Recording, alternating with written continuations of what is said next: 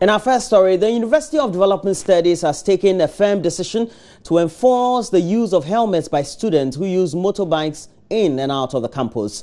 The decision is to reduce the number of road crashes among students, which have been recorded several times over the period. And according to some of those cases, many of them have been maimed and others losing their lives needlessly. Well, per the new order, students using motorbikes in and out of the university without wearing helmets would have the bikes impounded until they comply with the directive. The Vice-Chancellor of the university, Professor Gabriel Ayumte, gave the directive in a speech read on his behalf at the 24th matriculation of the university in Nwa. A total of 6,897 qualified applicants were admitted by the University for Development Studies, UDS, to pursue various degrees and diploma programs. However, only 3,136, representing 45%, honored their admissions and have since reported. Vice Chancellor of the UDS, Professor Gabriel Ayumte, in a speech read on his behalf by the Pro-Vice Chancellor, Professor Saidu Al-Hassan, advised the matriculants to take advantage of the opportunities available at the university community and forge new relationships with persons from diverse social and cultural backgrounds. He however warned them against joining unregistered associations and occult groups. The university does not tolerate occultism. So whoever is found to be involved in this will be summarily dismissed and handed over to the police to face the full rigors of the law. This is so heavy.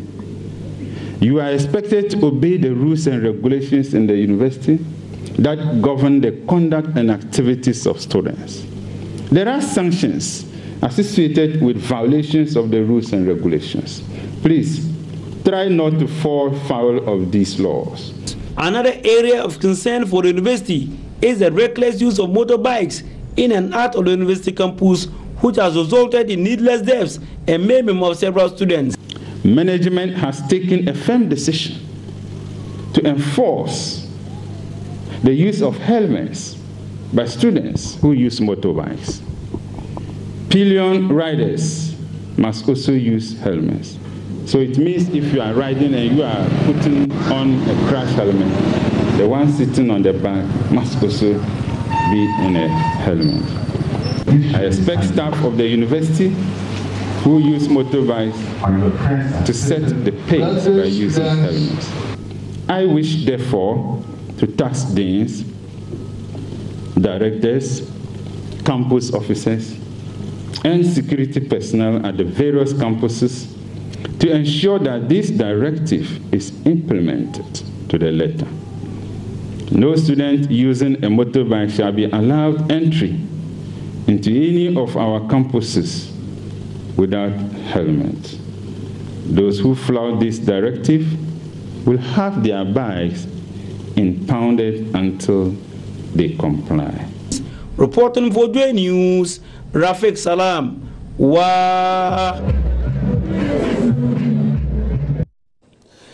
The Managing Director of GAISIE, Morton Gardner, has called for a stringent quality standard policy to regulate cement importation into Ghana. According to him, other neighboring countries like La Côte d'Ivoire and Nigeria with such quality standards don't allow other countries to enter their cement industry. In an interview with Joy Business, he added the absence of the required standards in Ghana was undermining the capacity of local manufacturers to export. But many are saying you can also export your products to other countries, other West African countries. They don't allow export. Nigeria don't allow export of cement into their country, but they take advantage of the ECOWAS protocol and the liberal scheme in Ghana to export to our country. It's not a fair trade, it's not a balanced trade. But you see, the other countries are doing what is right. We mentioned here today Ivory Coast, where first of all they have a proper testing of cement. Cement requires 28 days of testing to ensure that it has the final strength which is required. In Ghana, we don't do that.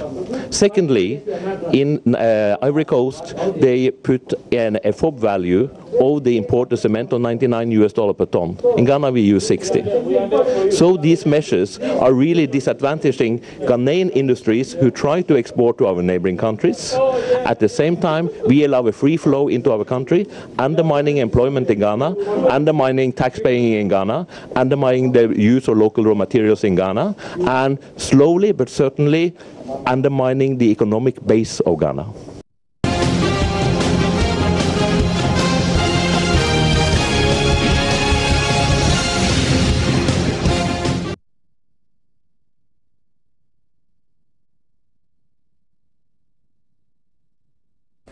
The Ghana National Fire Service is cautioning its officers who would take part in the December elections to desist from acts that would also be inimical to the electoral process.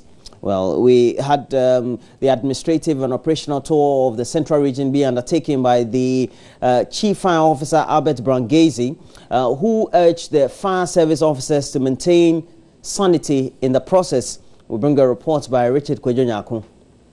As the presidential and parliamentary elections draw closer, stakeholders are making frantic efforts to ensure that the electoral process are devoid of incidents that would be counterproductive to the peace and security of the country. The Chief Fire Officer, Dr. Albert Brown GAISIE, in his tour of the Central Region, has been interacting with the officers in the region to conduct themselves very well as the election period beckons. No indiscipline. Those of you who may go to polling stations, I don't expect you to get yourself drunk, be drinking, and once you are drunk, then you go to the police station. Any acts of indiscipline will be dealt in accordance with the service regulations. Recently, we were engaging in some recruitment.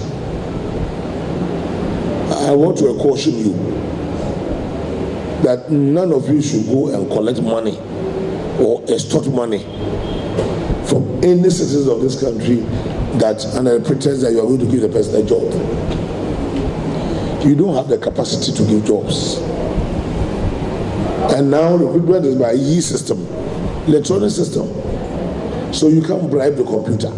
So anybody who goes to public sector, I'm going to get you a job, and you go and collect money from anybody, you will be held liable and responsible. The Chief Fire Officer also urged the officers to intensify the education on fire safety in the various homes as the service launches the Home Fire Certification Project to reduce the incidence of fire outbreaks. Domestic fires takes a considerable percentage of the fire breaks that we have, and we cannot allow homes, premises, residential houses to burn. Some of them burn because those who are supposed to ensure their safety don't even understand what they are supposed to do. And who has to teach them? The fire service. Albert Brown GAISIE also inspected some fire stations that are currently under construction in the Central Region. Richard Kwejonyako, Joy News, Cape Coast. We still have to remain in the Central Region, where the regional chairman of the governing National Democratic Congress says the party has invested 345 million cedis in the Central Region alone over the period. Well, speaking at a rally in the Ewutu Senya East constituency, Alote Jacobs praised the NDC for the massive development plans rolled out under the Mahama administration.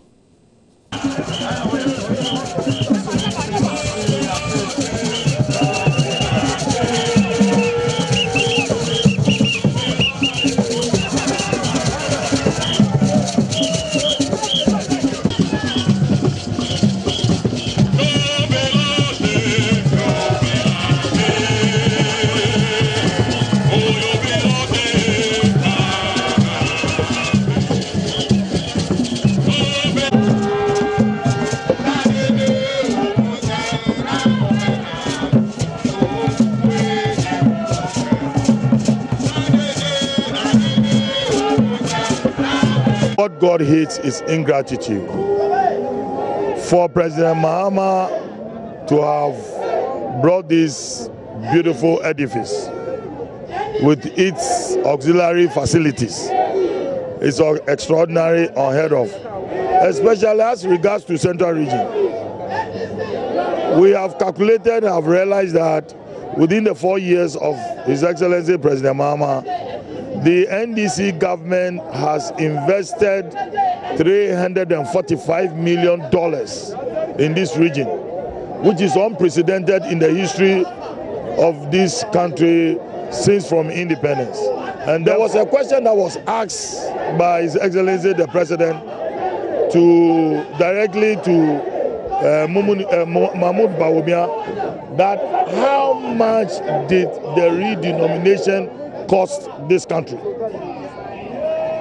Till now, Mahmoud Bawumia hasn't answered that question. Again, seriously, we are dissecting and diagnosing the issue of the old currency, which we were told was burnt out of the system. Where did they burn those old currencies? We want to know from Bawumia. Meanwhile, the parliamentary candidate for the NDC for the area, Nuhu Adams, promised residents his election will also see more development and other related projects deployed to support residents. And that's it for the news for the morning. And we have to look at the newspapers, and it's up next. We'll also look at some stories on various online portals. Do stay on.